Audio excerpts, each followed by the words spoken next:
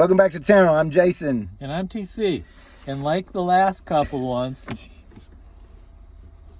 he's the guy that's the expert on this one. So I may chime in, but I may be just sitting here nodding my head.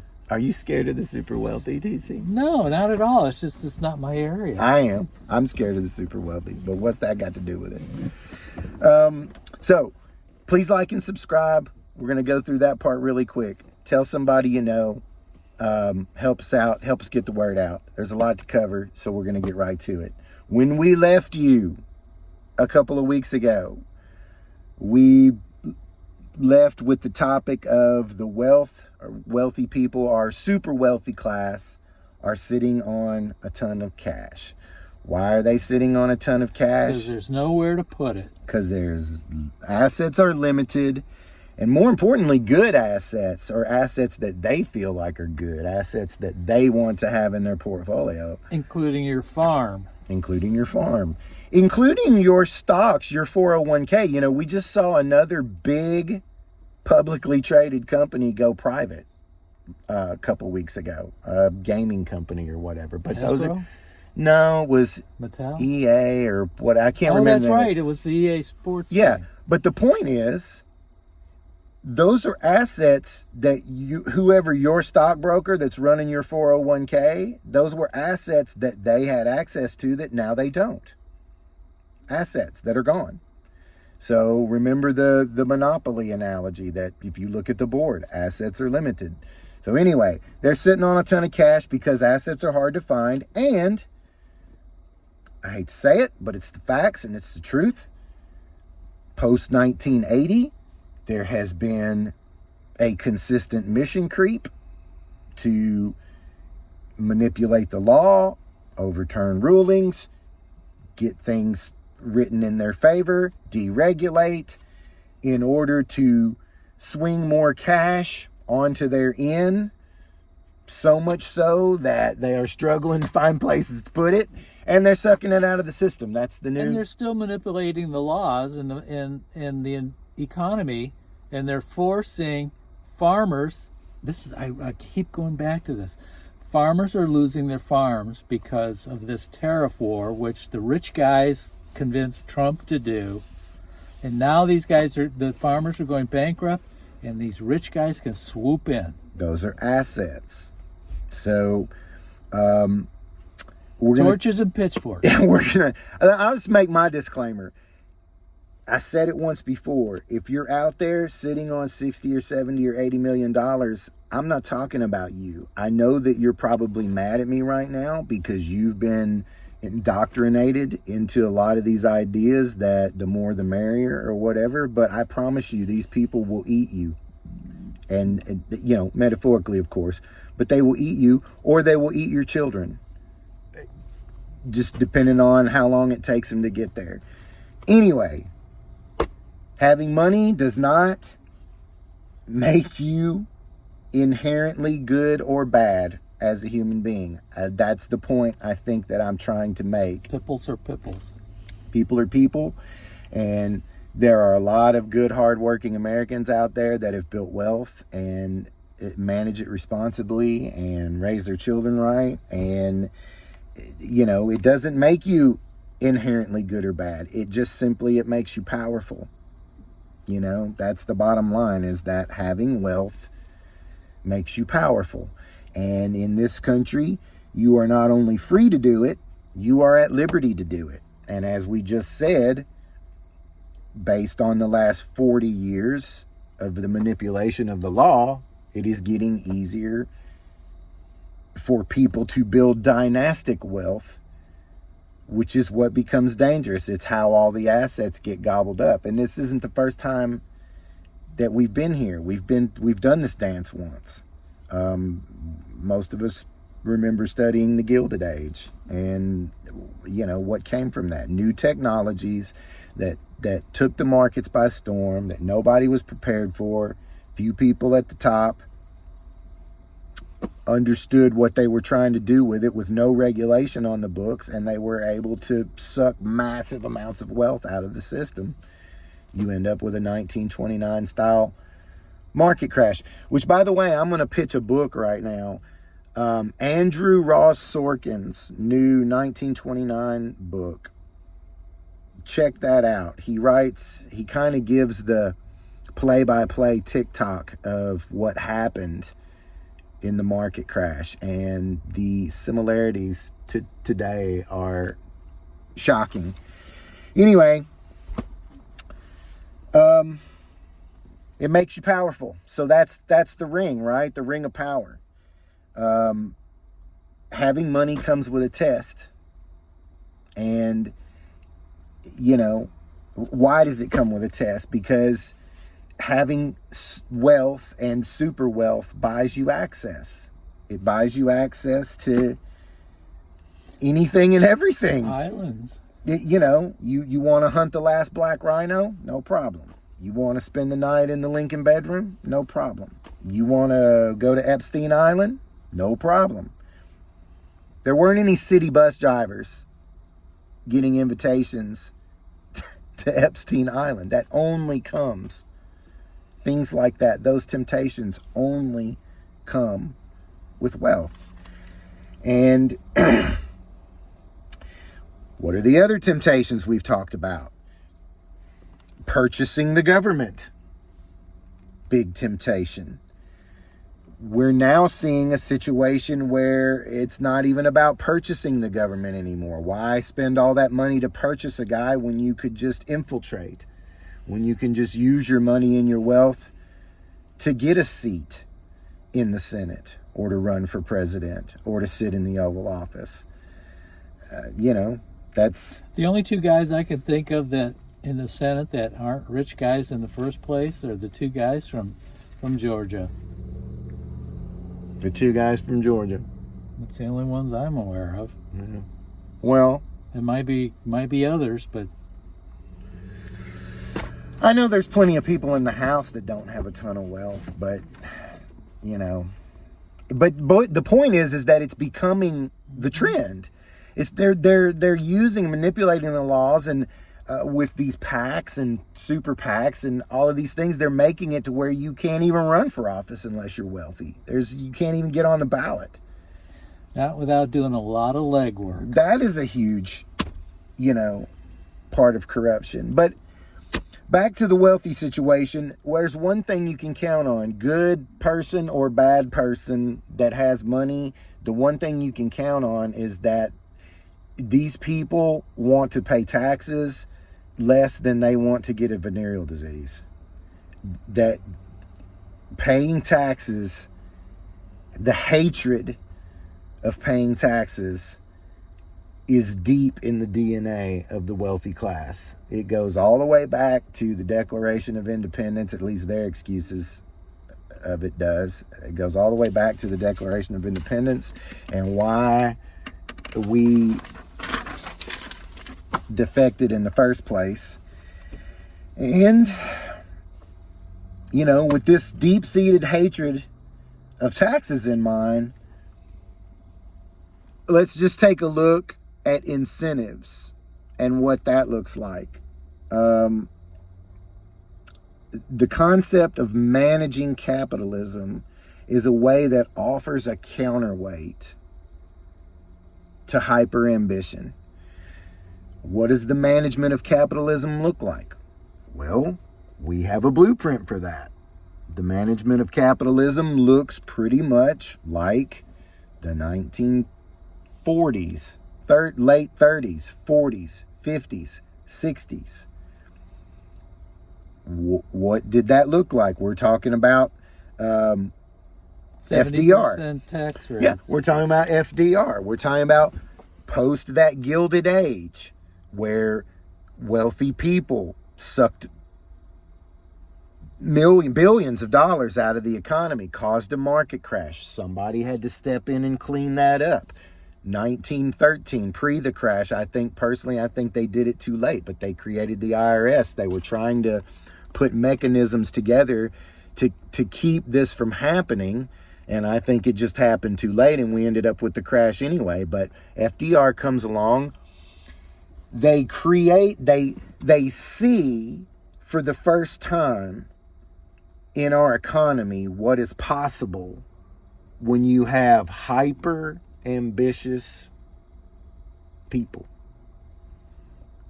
that will go at any cost, and they say, okay, there's got to be a counterweight for that. Clearly that's dangerous. We just saw they had front row seats for the market crash and what that looked like.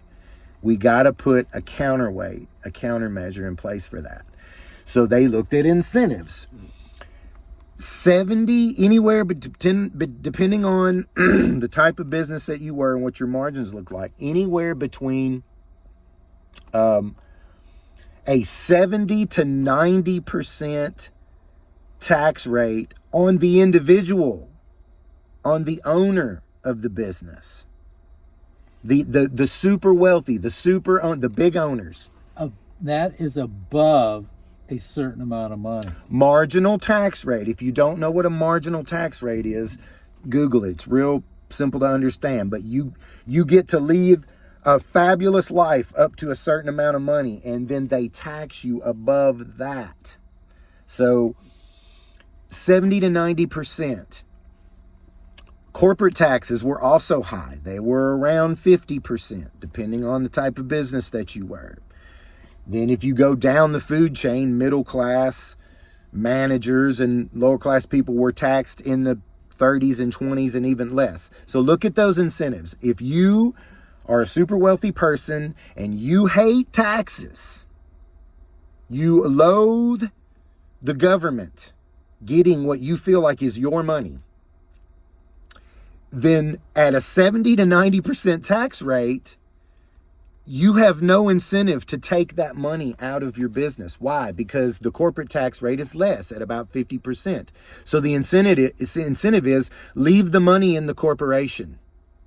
Because at least if we get caught with our pants down and we can't find a place to put it, at least it'll only be getting taxed at 50% and not 70 to 90%.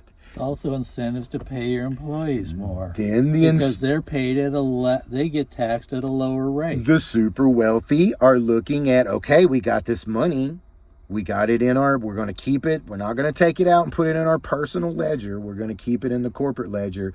But if we pay our employees more, if we can pay out bonuses, we can do whatever. It gets towards the end of the year, we can start bonusing the money out. But if we pay our employees, that's a tax deduction, and they're getting taxed at a lesser rate. So that means less of the money is going to go to the government, which, keep in mind, is the thing that they hate more than getting a venereal disease. I'm going to say that over and over again because I want you to understand how much these people hate taxes. What did this result in? My grandfather, very quick anecdote, my grandfather's working life was during this time. At 19, in 1928, he was 19 years old. He was born in 1909. He moved to Detroit 1 year before the market crash. At 19, at 20, he had to figure out how to navigate what that meant living in a big city like Detroit, and how to figure that out with an 8th grade education. Later on in life, World War II happens. He gets drafted. He gets sent overseas. He has to go serve his country. He has to come back. Get back on his feet. Get back moving towards trying to build wealth and trying to have a retirement. Still, as a sole provider with an 8th grade education and being interrupted in a major way twice in his life, he's able to build wealth, put money away. Now, understand, he grew up in a very savvy generation. They were very conservative about how they managed their money, but still, he was able to build wealth and retire at 60. And he lived to be 88. He lived 28 years of his life in retirement with full benefits, with a retirement pension plus his Social Security. They had plenty of money and were able to leave us some when they died. That is what those incentives produced. If you look at the incentives today, post the Reagan era, Reagan was the first president to come in and chop those incentives in half by the theory of trickle-down economics. If you give, in your heart of hearts, do you think that Ronald Reagan, the actor, came up with the theory of trickle-down economics? Or do you think maybe he was sold a bill of goods, by some good pitchman that, convinced him that, hey, look, if you give wealthy people money, what they do is go out and create jobs with it. And that is not what happens. We've already discussed it. There is no conversation in any boardroom anywhere that starts with, how do we create more jobs? It doesn't happen. That theory was bunk from its inception. 40 years of chip, chip, chip away. 40 years of keeping the minimum wage low. 40 years of cutting benefits, fighting unions. 40 years of tax cuts that go mostly to wealthy people have left us in this situation where this tiny group of people have enough money to purchase our government the way they did in the early 1900s, late 1800s and early 1900s. That is what you are witnessing right now. That is what you are seeing. This presidency is a result of that. The loss of rights is a result of this chipping away of these incentives. And what do the incentives look like today? If you are a big earner, you pay a lot of taxes. Well, first of all, you spend a lot of it and you put it back into the system, but you pay a lot of taxes if you're not a big owner. Why? Because when you become a big owner, the way you are taxed changes. And the reason it has changed is because they have fought to change it over the last 40 years. They've branded inheritance tax as death tax so that they can build dynastic wealth. They've chipped away and at the, the capital gains, how capital gains is figured. They've created complicated financial instruments that allow them to borrow against their assets. There's a movement to tax capital gains, but everybody's running around with their hair on fire saying, this is unrealized capital gains. You cannot tax me on my unrealized because it's just paper. It's just paper. It's not there. And yet you can use it as an asset to borrow against it. So if it's not an asset, you can't borrow against it. Guess what?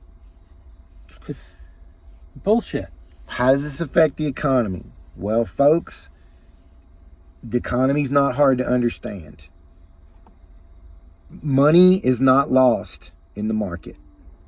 When you hear that so-and-so millions lost in the market day, money is not lost in the market. It moves from one ledger to another. That's it. And they are betting winning and losing and making money either way. Selling short. Selling short. Money can be disappeared. It can be, money doesn't disappear in the market. It moves from one ledger to another, but it can be disappeared by being sucked out of the system. It can be put into a numbered account somewhere. That's still someone else's ledger, but it's not a ledger we can see.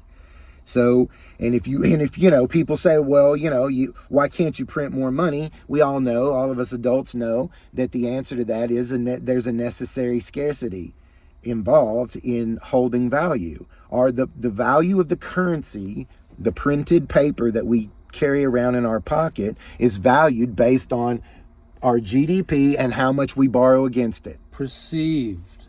It's a perceived value, and it's weighed against our GDP, how much we bring in every year, and how much money we borrow against that GDP. And every time we continue to borrow against it, I mean, you look right now, we're at 125, 130% debt to GDP ratio, it's no wonder that you're spending a 75-cent bill since the 1980s. It's no wonder we continue to have to borrow money to keep the doors open, which means we have to continue to print money. How does that happen? Well, they print money to pay bills because it's convenient and easy. And then they tax you to take money out of the system to create scarcity. And when they print money to pay bills because it's convenient, and then they get to the end of the fiscal year and they see how much they have to tax you to pull money out of the system, that's how you end up with deficits. That's why they say, well, it's going to be $4 trillion. You know, when they write the budget, they say it's estimated to add $4 trillion to the debt. But when they actually get there, it's 6. This is what's happening in our government. Voodoo economics. Robbing Peter to pay Paul. Yep. So, where are all these record profits coming from, folks? Your pocket. Only place they can be coming from. If you look at the numbers and you understand that 63% of the population is living paycheck to paycheck and losing wealth. Maybe they own their home now, but they'll have to reverse mortgage it to retire. Their kids won't get that wealth. You already hear about kids that can't afford to buy a starter home. Right. They're still living at home at 30 years old. It's like Italy. We just talked about assets in the stock market being pulled out. If you're aware that 93% of the stock market assets are owned by 10% of the population, and every day they're taking public companies private, and those assets are going away. So if wealth is being sucked out, here's another huge transfer of wealth right quick. During COVID, during the shutdown, this transfer of wealth happened right in front of our eyes. When they shut everything down and they made everybody stay home, Wall Street went to the government and said, well, you have to backstop the market, because if you make people stay home and businesses can't operate, then the stock market's going to crash. So they gave about, close to $300 billion to maybe 350 to the stock market to backstop the stock market. Then, of course, the people who weren't allowed to work, the ones I just mentioned that were living paycheck to paycheck, they had to backstop those people too. That's what the checks that everybody got. What was it? The $600. Well, yeah, there was 2 or 3 checks that they. There was 2 of them that I'm aware of. But the point being, they had to give out money to the people because people had to be able to pay their bills. If the government's telling them to stay home and they can't pay their bills, so they had to backstop the people. So if those people, the 63% that are living paycheck to paycheck, had to spend that money to survive, where did that money end up? In the hands of wealthy corporations that were already backstopped because the government gave them money. So it essentially trillions of dollars ended up in the hands of wealthy America. And what was the result? Well, supply and demand. When you show record profits, you raise your prices. And that's what they did. So where does that leave us? Not in a great place.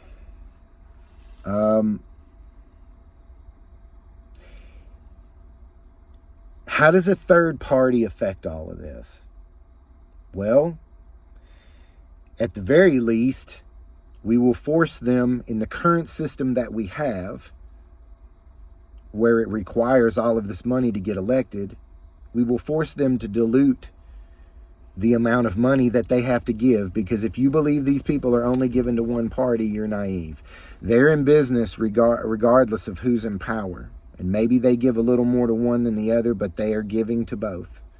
Donald Trump came out and admitted it during his first campaign. I give to both of them, and when I need them, they kiss my ass. That's what he said. It's on tape. Look it up. We can at least dilute the amount of money that they have to, or it forced them into choices. Support this person, support that person. But it also upsets the balance of power. Which is what we need more than anything. And we've got way too many people that are sitting in their office, sitting at their desks, thinking that they're bulletproof. I mean, how many years has Chuck Schumer been there, or Mitch McConnell, or your own congressman?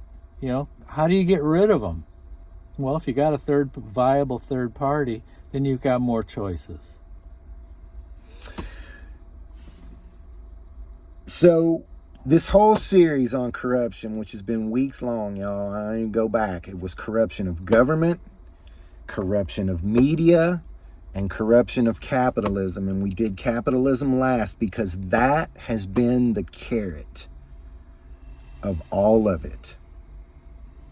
Unfortunately, that has been the motivating factor of all of the corruption in government, all of the corruption in media, and all of the corruption in our capitalist system. It's been to the whole mission creep of it has been to concentrate power, wealth and power, at the very, very tippy top in the hands of a tiny few in order to rob your children and grandchildren of assets that we desperately need to remain a society. How has all of this corruption corrupted your thinking over the years? What parts of this have you bought? Tune in next week. Tune in next week. Same bat time, same bat channel. When we are going to wrap up this corruption series with how you and I have been corrupted in our thinking and where we need to get back to get this problem fixed. All right. If you made it this far, like and subscribe. Thank you for listening. Absolutely. We'll see you next week.